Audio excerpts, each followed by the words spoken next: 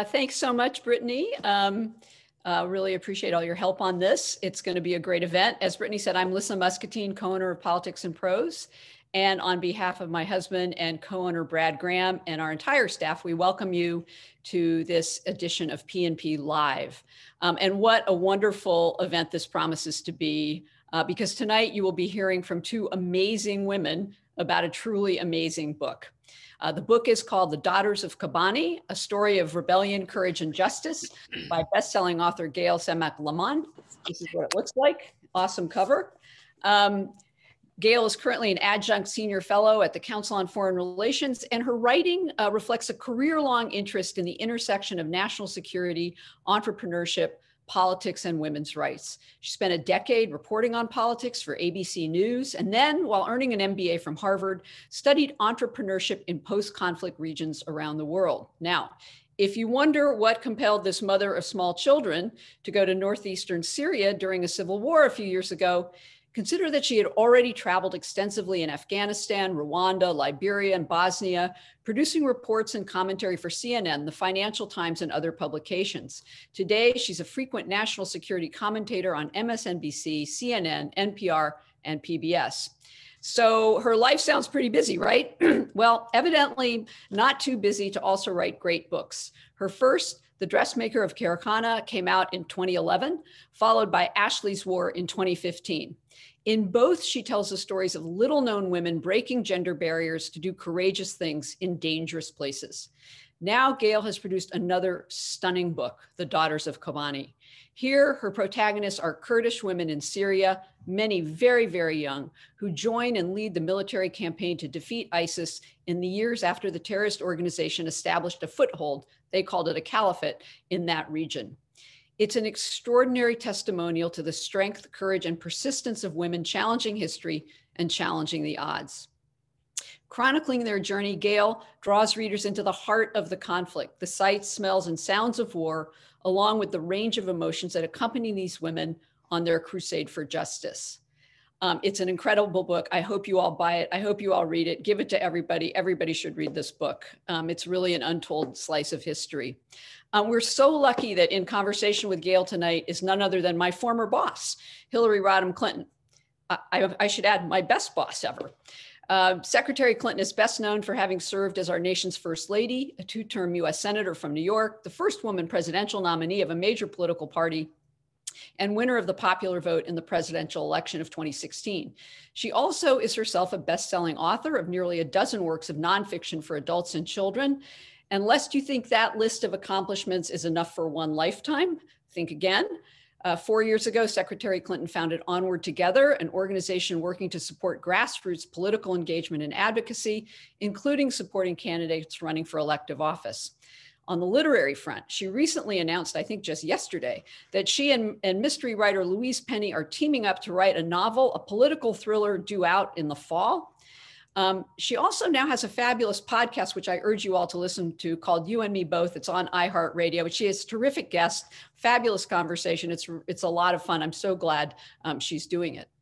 And lastly, and most relevant to tonight's event, Secretary Clinton and her daughter Chelsea recently launched a global production company called Hidden Light. And the very first book they have optioned to turn into a film is The Daughters of Kobani. So we are just so thrilled to have you both with us tonight. Thank you for coming. And to all of you watching, please join me now in welcoming Gayle Lemmon and Hillary Rodham Clinton to PNP Live. Thank you so much, Lissa. Yeah, it's so great to have you. Secretary Clinton, you're becoming a regular here. We love it. And we've already gotten a pledge to have you back for your political thriller with Louise Penny, which will be a lot of fun. So, we'll see how you translate all this real life experience to fiction. That's going to be great. So congratulations on that. And Gayle, congratulations on your book. All I can say is you have done it again. You are bringing to your readers another just incredible, almost mythical kind of tale here, inspiring, as I said earlier, an untold slice of history. And I just wanted to start by asking you a really general question, which is, what's the main thing you want readers to take away from this book? Oh, first of all, thank you to all of you for having me, to listen, of course, to the Secretary for joining us this evening. And I also want to note that Sina Mohammed of the Syrian Democratic Council is here, so I'm thrilled. I want people to be inspired. I want people to feel what I feel. I think, there's always this is not my language, but we read to know we're not alone, and we write to make the personal universal.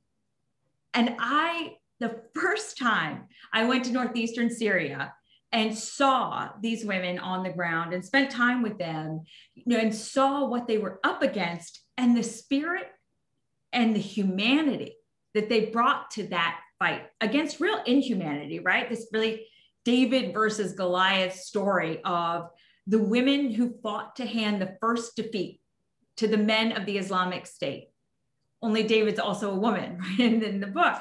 And in reality, and I hope people are inspired by this moment in which women rewrote the rules governing their lives and just felt that possibility amid the real inhumanity of war. Well, and these women's experiences really, and their desire for rights, for their own rights, really fuel the motivation there, which I want to talk about a little bit later. But Secretary Clinton, I wanted to ask you, because you and Chelsea have started this exciting company and have announced the filming of the Daughters of Kobani. A, why did you start the company? And B, why was this the first book you optioned? And I gather there was some competition to get it. Oh, there certainly was. Absolutely, Lissa. Chelsea and I started this company with our partner, Sam Branson, and an incredible team of people to tell stories like the story that Gayle brings to us in The Daughters of Kobani. I want to be inspired. Of course, I want to be entertained. I want to be, taken out of my everyday life, but I also really want to be inspired. And I think there needs to be more inspirational work like The Daughters of Kobani. I had known Gayle for a number of years. She was a journalist who covered me back in the day, and I had read her other books along with many of her writings as a journalist. And I loved the way she could take very complicated and difficult situations populated by people, particularly women, who were the protagonists, whether they were a dressmaker in Kabul or an American soldier who was working with, special forces and others to try to expand understanding on the ground in the wars that we were involved in.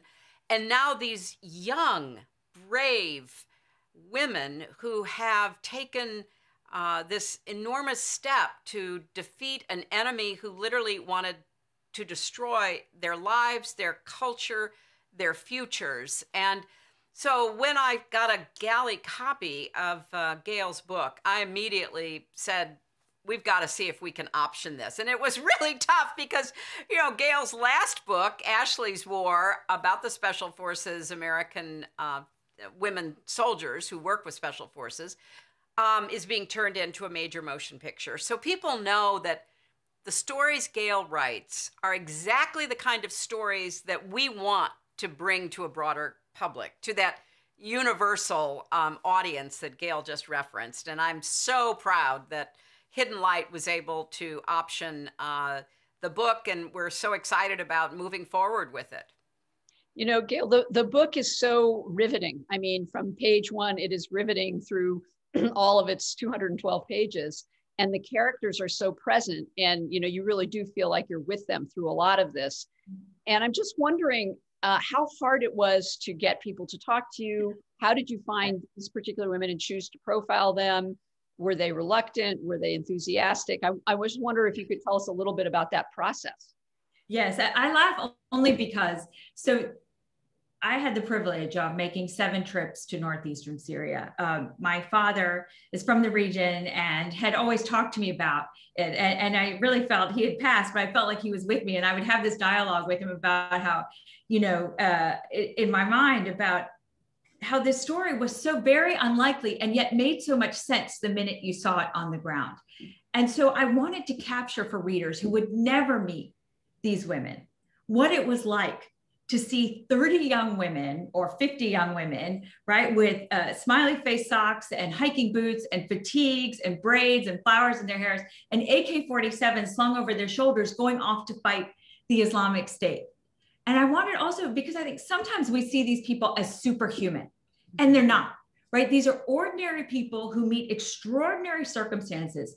And in this case, these women said they will not allow a world in which men think it is okay to buy and sell women, in which violence is perpetrated mercilessly against women without answer. But I also wanted to show that they were daughters and friends and sisters. And so I worked so hard to keep showing up. And my first book, Dressmaker of Khana, you know, I used to joke with the young women who trusted me with their story that the reason why they trusted me was because I would show up when all the other foreigners had gone home. And I think with this, it was kind of the same. You know, by the end, Rodham, who I'll tell you a little bit about, she would say, Gayle, oh my God, are you here again? Do we have to sit down again? Didn't you ask me everything? When does this book come out? And I say, no, I promise you that this is so important. And she said, Gayle, we didn't do anything special. And it was the same thing with Ashley's War, because what I find with so many women who've done extraordinary things is that they will never tell you what they did, but they will speak to you about what their friend did. Mm-hmm. And they'll talk to you with grace and with heart and with real conviction about their friend's valor and never their own. So you're piecing together, you know, you're showing up and showing up and showing up, and then piecing together from everybody's stories, you know, what happened, what did it look like, what did it smell like, what were you eating for lunch, you know, all of those questions that really take you into our lives. And just to go to final moment about earning trust. And at the beginning, you're trying to decide, is this a book? And so one of my very first interviews, I was with Rodham, who goes on to lead with the Americans and with American Special Operations Forces, the fight to retake the so-called capital of the Islamic State, Raqqa, from ISIS. And this is for you and for me, for the US, for Europe, right? To take away the terrain that allowed ISIS to plan attacks all around the world. And so I said, listen, why did you start this all women's force? You know, you already had equality according to your ideology. You already were fighting right alongside men with full rights. So why? And she looked at me and said, well, there are two things. One is we were never going to let stand a world in which men treated women as property and in which they were coming to our towns trying to bring this. And secondly, we just didn't want men taking credit for our work.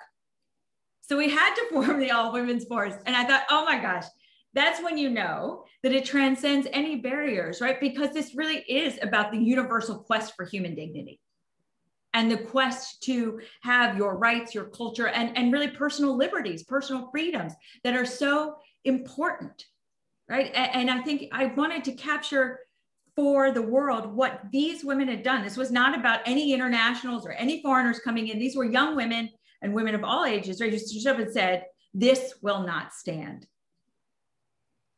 No, it's they are ordinary, as you say, but they are extraordinary. I mean, I don't know a lot of people in our country who would be off doing what they do. But Secretary Clinton, you know, you obviously were one of the people in the national security establishment when you were Secretary of State who was very concerned about the rise of ISIS and the threats posed by ISIS and the degradation of people of all kinds, especially women under ISIS. And then things really shifted, actually, I think, after you left being Secretary of State. But I'm just wondering, when did you become aware that these women in Kobani and elsewhere in northeastern Syria were taking on ISIS?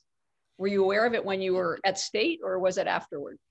Well, I had been aware for some time that the Kurds in both northern Iraq and in Syria had formed defense forces called Peshmergas in Iraq that included women's forces as well as part of the larger Kurdish defense force. And it was one of the reasons why I was frankly appalled when, the former president pulled our troops so abruptly out of Syria, because there had been, as Gayle just said, these long-standing relationships of coordination and support between Peshmerga forces, men and women, and American special forces in not only defending their territory against the Islamic State when ISIS fighters crossed from Syria into Iraq, but trying to take back territory.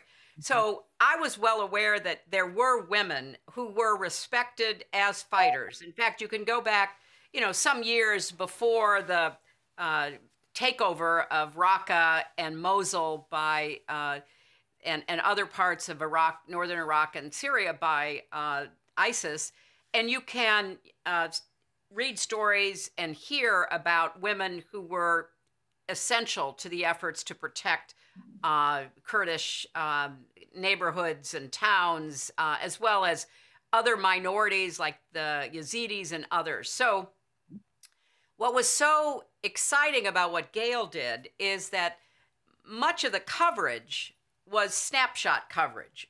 There'd be a picture of a couple of young women with AK-47s, dressed in fatigues, but with ribbons in their hair.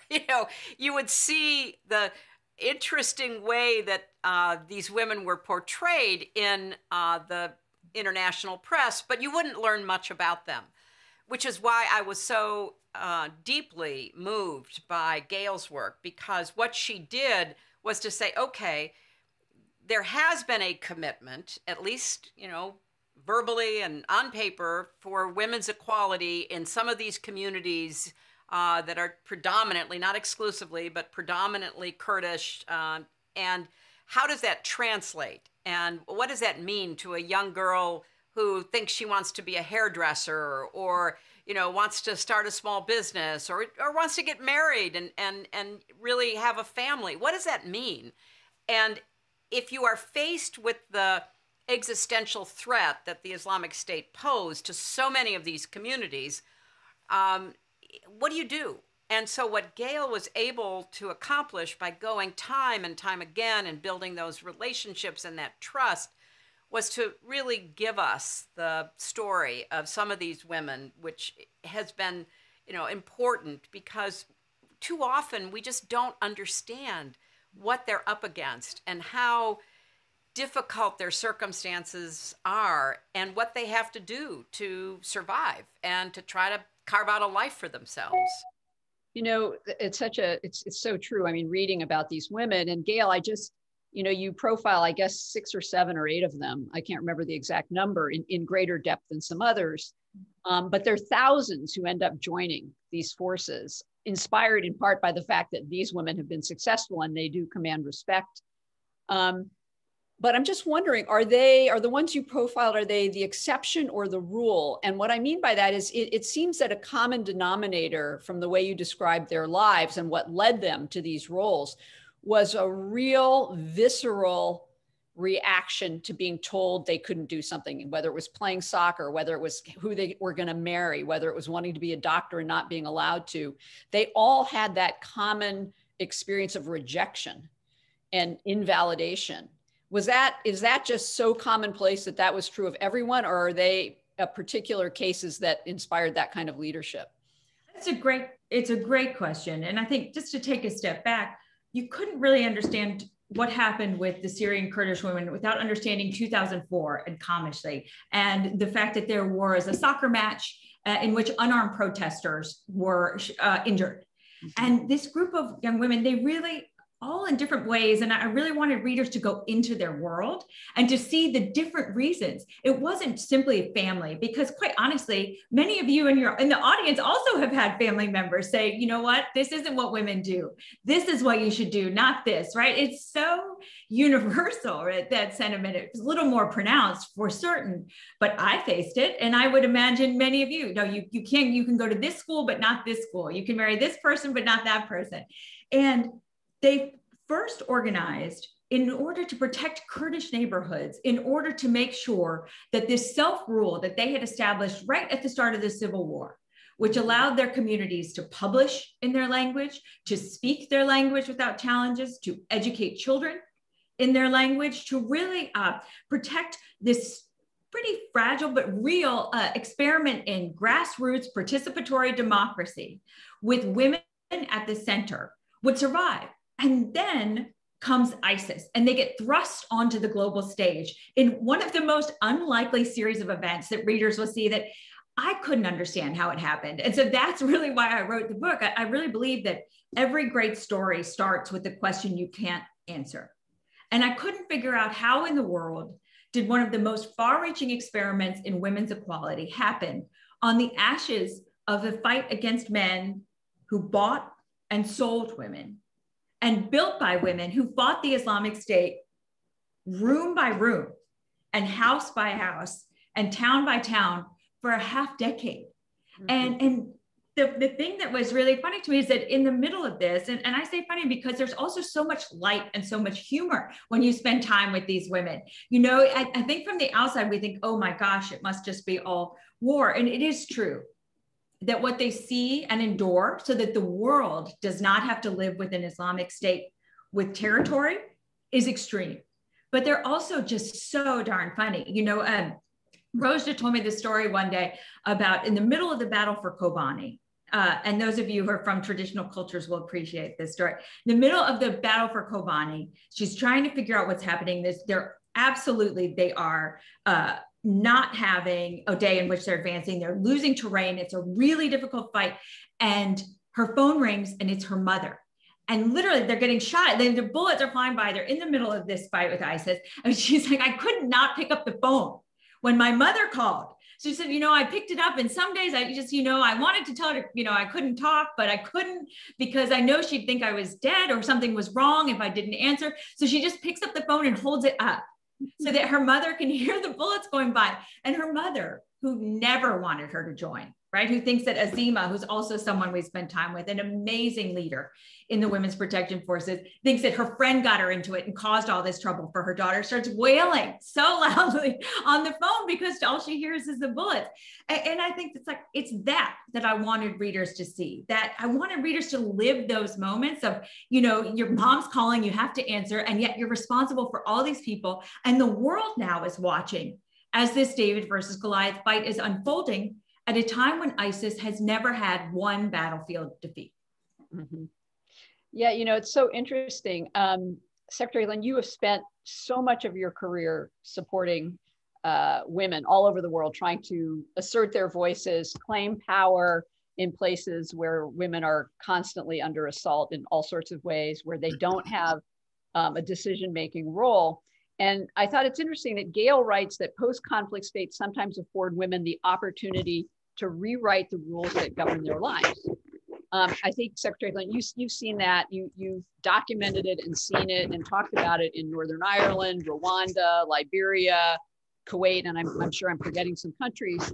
But I'm just wondering, asking both of you, why is it that either from conflict and civil strife or violent conflict sometimes comes the leadership role for women?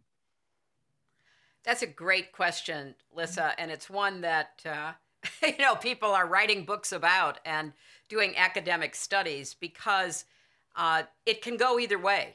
I mean, you know, you can see how in a post-conflict setting, there's a retrenchment where people, you know, turn inward and they want things to go back the way they were before any of it happened, which often, you know, is very difficult to accomplish and causes all kinds of social strains.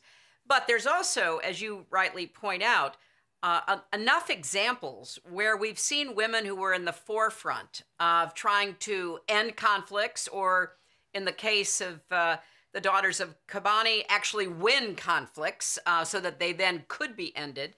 And those women have literally put themselves on the front lines. And you can't, though, take any of it for granted.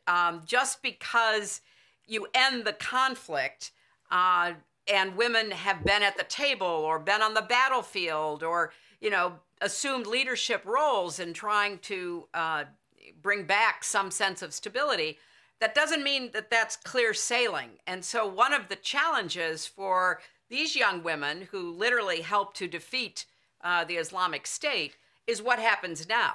Mm-hmm. And I'd love to hear Gayle talk about that, because you know, there's still all kinds of cross currents and pressures in northeastern Syria, across Syria, obviously into northern Iraq. There's all kinds of, you know, problems with, you know, what the Kurdish people themselves are going to be able to achieve. So, you know, I'd love for Gayle to, you know, chime in about the specifics of what's happening with these women now.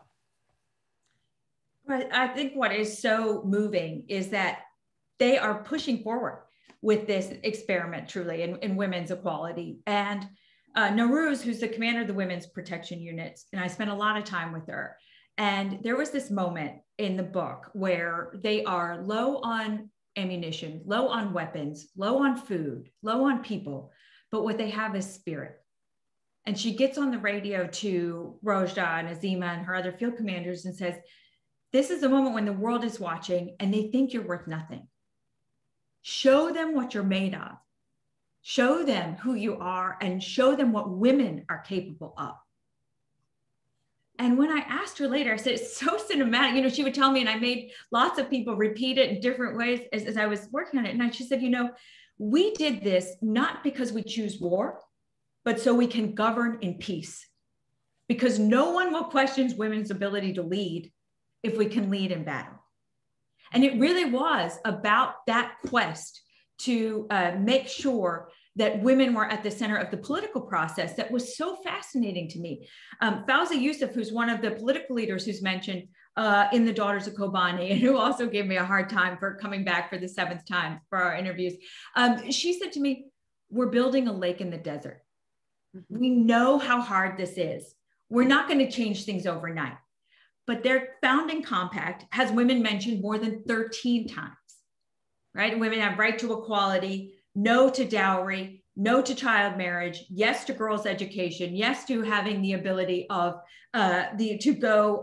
to have economic rights, women judges for cases that relate to women, women political representation. I mean, it goes very far. And so you realize that actually the military piece was about the governing piece. And it continues today. And I remember going in December of 2019, I had the privilege of going in. My colleague, Mustafa, was also in the book. I kept saying, well, did this change? Did this change? And they said, no, it's all there. Even in Raqqa, which is nominally controlled by the Russians, right? In the wake of the US movement of forces, say the civil council still has a male head and a female head. So in every town they took over from ISIS, a man and a woman co-led it. And there was a women's council in every town. And there's a moment in the book where I go very cynically to the opening of the Raqqa Women's Council, thinking this is going to be a show for foreigners. And actually there are no other foreigners except for Vladimir, is a local reporter who's amazing, and a few folks who were very accustomed to being there, but no Americans. And all the security folks were local people, were local forces. And so it really was something that looked different. And my final note on this is that nowhere in the world have I met women who were more comfortable with power and less apologetic about being in charge. And it looks different. It just looks different when women lead in that way. And I remember being at the end of a very long day of reporting, our car broke down, and actually 3 young women drove us back in their pickup truck with the AKs on the side, in the back in front of Mustafa and me. And we said, boy, we better not move the wrong way. And they drove us back, and the 3 of them are across the front. And where air fresheners are in this country, right, hanging from the rearview mirror, is a picture of their friend, a young woman who was lost in that fight against ISIS. And as they're driving us back, they're going through these checkpoints and they're high-fiving their friends. And you just think, like, either you're in another realm, or it does look different when women lead in a way that remembers women. It's such a fascinating point. I want to ask you both this question, because mainstream national security and foreign policy strategy still, I would think, I mean, correct me if I'm wrong, overlooks the possibilities and capabilities of women, overlooks giving women opportunities for leadership. And so women have to constantly go through these hoops. What is it going to take? I mean, Gayle, you talk in the book, you meet a variety of Americans on the ground there who've been there forever. And they sort of finally realize, my God, these women are unbelievable. They seem to be skeptical and have doubts, and they are fairly quickly, it seems, disabused of those doubts. So there are individuals who, by seeing it and being there like you were, really understand what women represent and how it's different, and their leadership capabilities, and how talented they are and dedicated and all the rest, courageous. But from both of your perspectives, you as reporting on this, and Secretary Clinton as someone who has been a maker of policy and has tried in every conceivable way to have women and their issues integrated into the strategies, the paradigm for foreign policy, what has to be done? I mean, this is a great example of success, and yet, what should the US do in response in Syria? What needs to happen elsewhere in the world? I want Gayle to go first because she has the particulars. I mean, one of the things that was so striking as we were talking about optioning this for a future production is the number of American military personnel, officers, civilian attachments to the military who saw what she saw and were, I think it's fair to say, gradually won over. But I'd love for Gayle to talk about that. Thank you. I would say these are America's elite forces, U.S. Special Operations folks who have deployed 12, 13, 14 times, who have lived the post 9/11 wars in a way that almost no one else in this country has, as less than 1% of this country has fought 100% of its wars for 2 decades. And they were the first people to say, how whatever you need, whatever time you need, I want people to know what these women did in the fight against the Islamic State and what they did, not just for their region, but for the US and for the world. And I will say, even in the last 3 days, I have gotten just beautiful notes from some folks in special operations who said to me, thank you both for them and for me for sharing this. And there's one moment in the book, just on a slightly lighter note, that I want to share, which was I sat for a long time with some service members who had really spent a lot of time in the region, their entire adult lives, more or less. And one of them told me this story about right after Kobani, the first Americans go in and they're on this porch after a long day of figuring out what the Americans might do with this partner force, the People's Protection Units and the Women's Protection Units. And they are in a sort of beautiful veranda, kind of enjoying a moment of quiet after the war and after a very long day. And this young woman comes up to a very tested U.S. Special Operations service member and says, hey, I bet I killed more ISIS than you did. And he took a step back and he said, wait a minute, and he said, he started multiple times, because for him, it was like this, he said, I really thought about it. And she was right, because you have to remember that this was the ground force, especially in Kobani, and then certainly for the next 4 to 5 years till March of 2019, and even today, that did the on the ground, room to room fighting against ISIS. Rojda has this story about, putting her gun through putting her AK-47 through a wall and actually brushing up against the leg of an ISIS fighter. That's how close they were. And so I just want to make it really clear that the soldiers who were part of this story from the US side were deeply both committed to making sure that the valor of these women was captured, and also told me, at the beginning, I wasn't sure what it would be like to work with a woman in the partner force. And really, you realize immediately that the warrior ethos is the same. Mm-hmm. And he went on to say that, he hopes that his daughter has a lot of the same characteristics that these women do, and always passed greetings through me when I was going to the region. Well, I just want to underscore what Gayle said, because it's such an important lesson. And let's remind ourselves at how much territory the Islamic State was seizing and holding. Mm-hmm. What a magnet it became for people who wanted to be fighters with the Islamic State, leaving Europe, the United States, elsewhere to come there. And it is truly important for the world, but I want to underscore for us here in our country that they were defeated.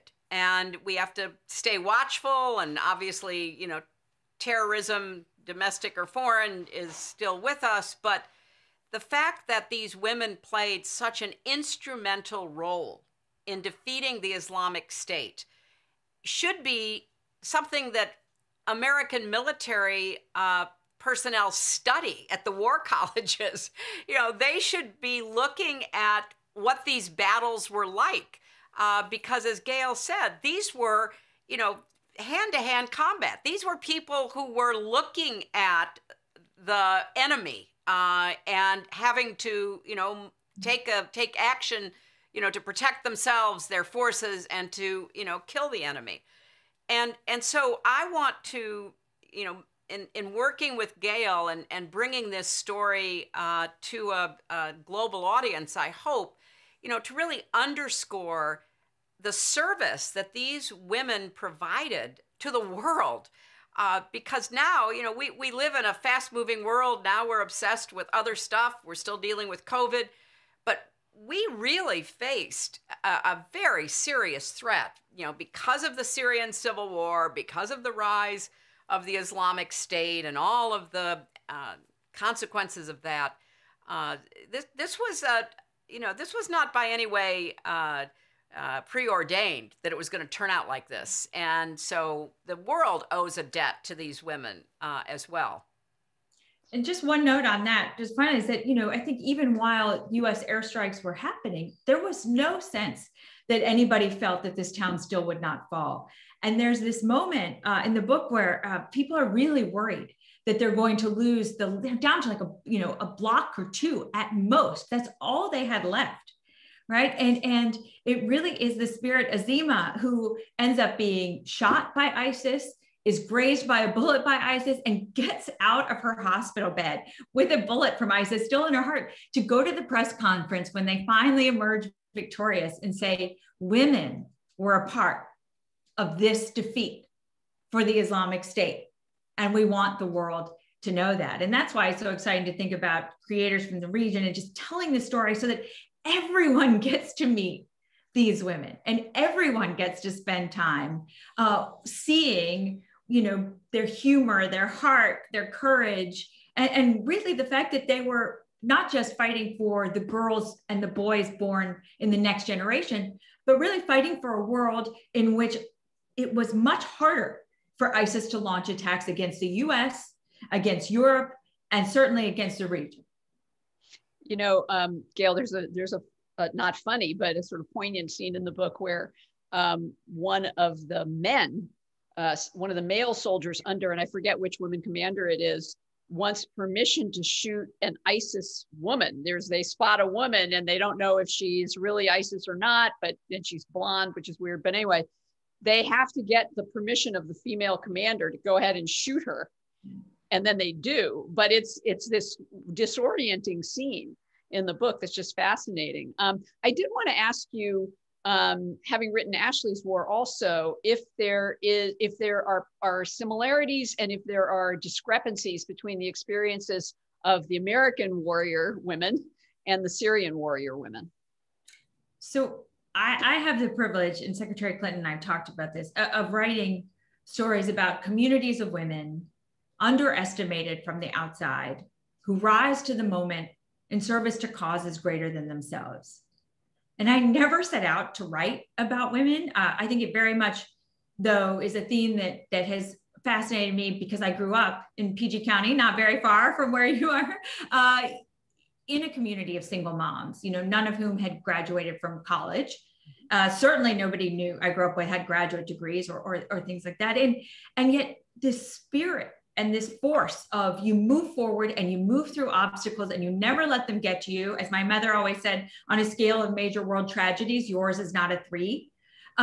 That I think infused, their spirit infused me, and it drew me immediately to Ashley's War. And it's actually one of the soldiers in Ashley's war who's responsible for this. And I used to call her from Syria and say, oh my gosh, you know, this is all because of you. And she would write me saying, what's going on? What's going on there? Because she so missed being in northeastern Syria. And she said that she called me in 2016 and said, Gayle, you have to come. You have got to come see what's happening. We're working with women in this partner force who are leading the battle, and they have the respect of men, and they are also fighting for equality. And I just thought, you know, especially understanding what that would mean in the region, right? From my own childhood and many debates my father and I had about women's rights and the whole notion of equality. I had just a fraction of an inkling of an idea of what that would mean to take a journey from that discussion in your family to taking up arms. Because in this country too, it would be dramatic to see, right? This is not that there's not huge differences in mindset, right? In terms of what women are facing, it's matters of degree.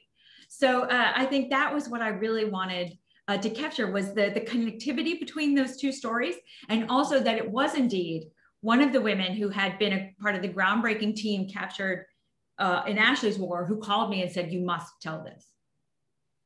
Yeah, no, I mean, the connections are amazing. So I want to just switch to an audience question. Here's a question that asks, it says, the supposition is that peace deals are not sustainable unless women participate. I assume you have both thought about that. I'd like to, Secretary, please.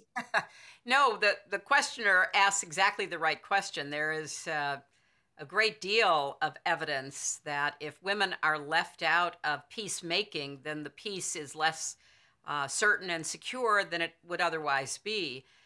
In fact, there's a wonderful program that we know so well at Georgetown University that really focuses on women, peace, and security, that was started by Ambassador Milan Verveer, because too often women are the unfortunate victims of the wars that happen around them. They and their children often bear the biggest burden, and yet they're often in no way consulted. They're not sitting at the table as negotiators. And I'm so pleased that, you know, now people are starting to pay attention to the importance of having women, you know, participate to the fullest of their ability and their inclusion. So, yeah, it's important, and the questioner, you know, could certainly look up some of the work that is being done at the Institute for Women, Peace, and Security. They have a whole curriculum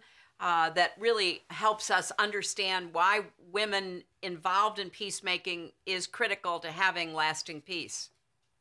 You know, there have been a number of questions sort of along those lines, which are asking, what can women in the West, women in this country do to support, to convey solidarity with the women of Syria and other countries that are these post-conflict zones. I'm just wondering, Gayle, you know, you're still close, I'm sure, to the women that you profile and spend so much time with. Do they feel supported by women outside of their region? Do they, are we giving the right kind of support to them? What should we be doing? I mean, I think paying attention and engaging is really the first step. I know that I'm sure Sina Mohammed, who is from the Syrian Democratic Council, could also weigh in on the chat in this, because, you know, they're working very hard to make sure that women's voices are heard. They're working, you know, to help people understand what it is they're seeking, and also what the sacrifices that were made. And even, you know, one point I do want to make too is that the Syrian women in civil society across communities, the Arab community and the Christian community, have been so outspoken in wanting women's voices heard, right? It's so important. It is not for the sake of women, it's for the sake of durability of peace that we have everybody's voices represented. And I sometimes joked, I had the privilege of spending a lot of time in Afghanistan. And I remember somebody once said to me, well, you know, it's really hard to find women to do this. And I said, well, you know, it seems to me sometimes the one thing that all sides can agree on is that they can live without women at the table. And as you know, women don't want to give you that point of agreement anymore, right? And I think Syria is a perfect example of women across communities working very hard with very little support to try to make sure that half the population does not become seen as a special interest group when it comes time to decide the fate of the future of their country. And actually, I'm going to tell one story giving Secretary Clinton credit, which is in 2010, I was in Kabul working on, I think I was finishing Dressmaker. Yeah. And the night before the Kabul conference, there are a tremendous community of Afghan young women who represent themselves in civil society, and they did not have a speaking role.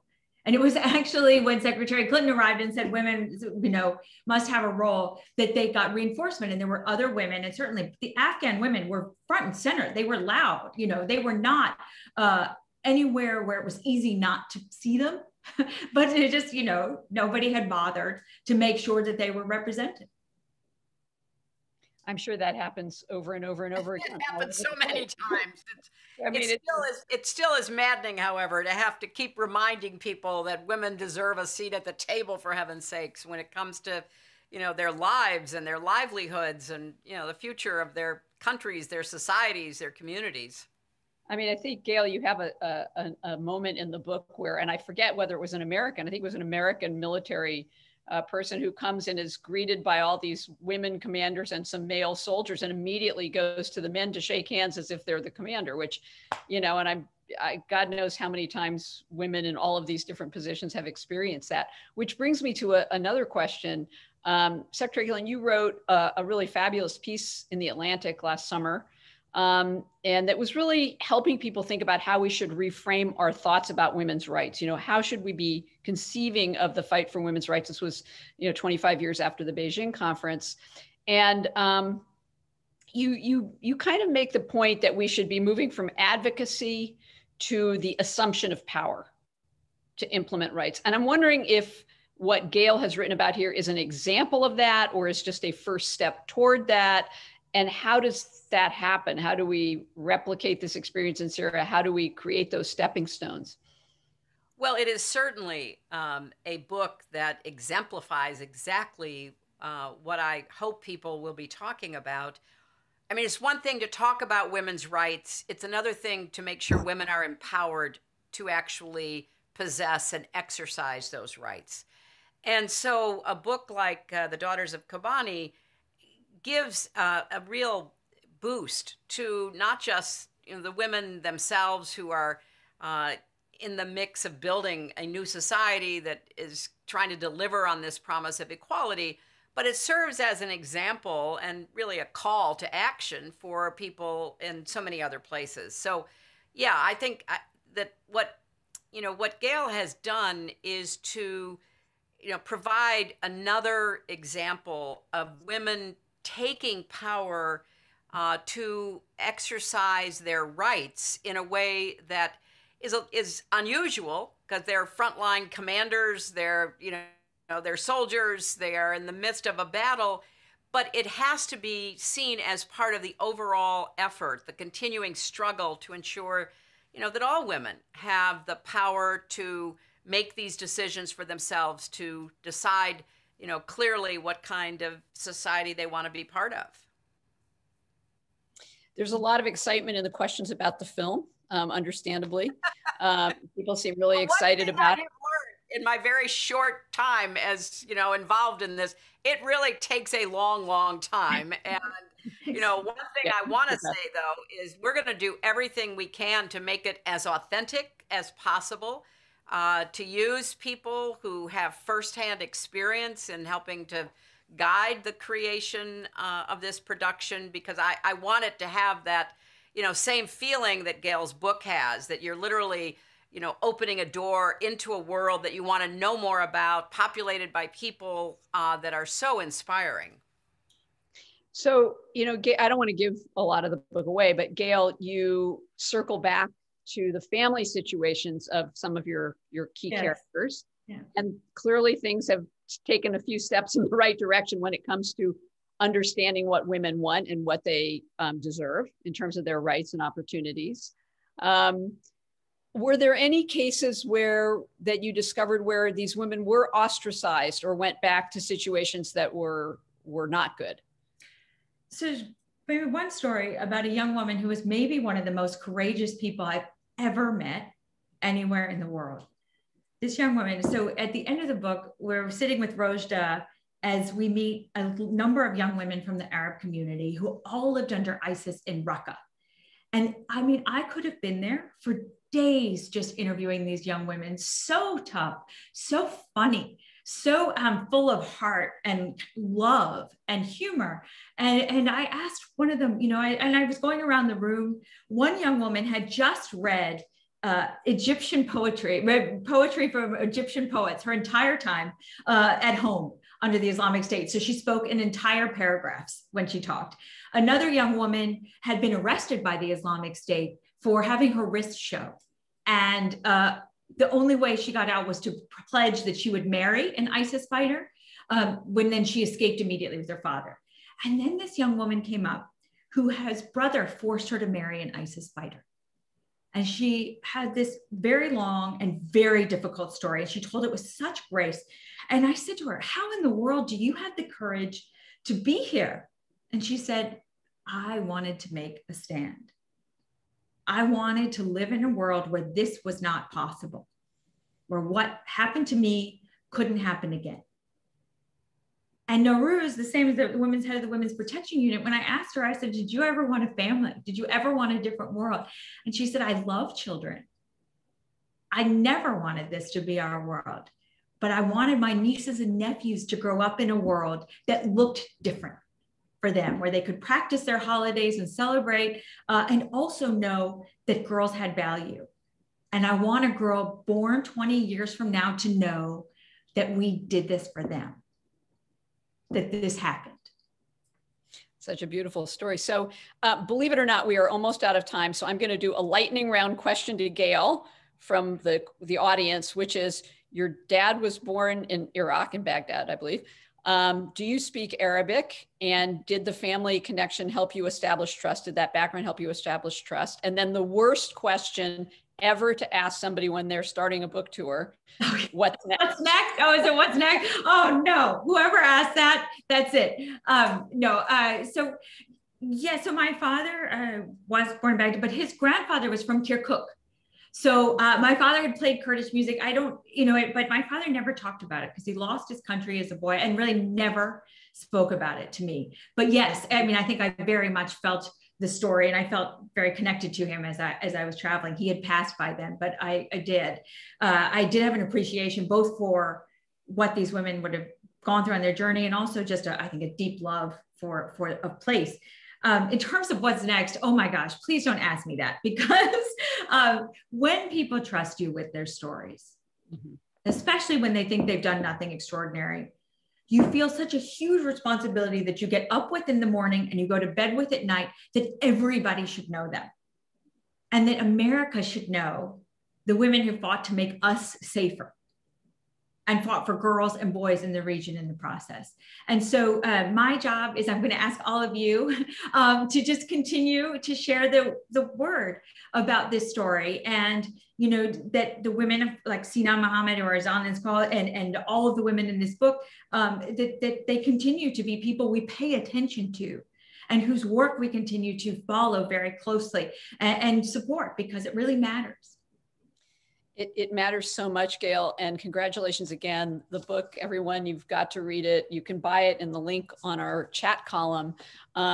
You really have brought these women to life. You have told the world why they do matter and why they have helped keep us safe. That's exactly right. And I don't think most Americans really recognize that, and certainly not the role of these particular women. So congratulations. The book is fantastic. Secretary Clinton, I'm so glad you're going to be on the movie making front with the book. We always love having you. Thank you for being part of this wonderful event, the two of you. And unfortunately, we're out of time, but I will say to everyone, please stay safe and stay well read. Good night, everybody. Thank you. Thank you. Bye, Gayle. Thanks so much. Thank you so much.